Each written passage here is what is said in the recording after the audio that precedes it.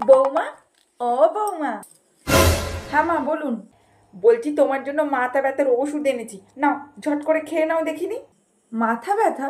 কিন্তু আমার তো মাথা ব্যথা করছে না, তাহলে আমি মাথা ব্যথার ওষুধ কেন খাবো মা?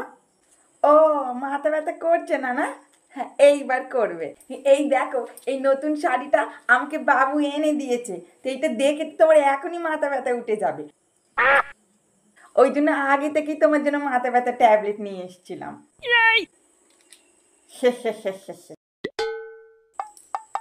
মা।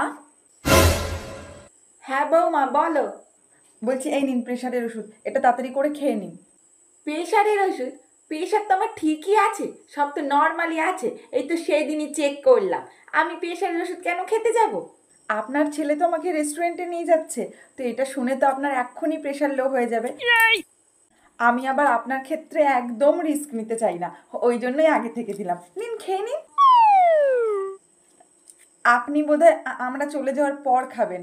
হ্যাঁ ঠিক আছে, আমি এখানে রেখে দিচ্ছি। হ্যাঁ, খেয়ে নেবেন। হ্যাঁ।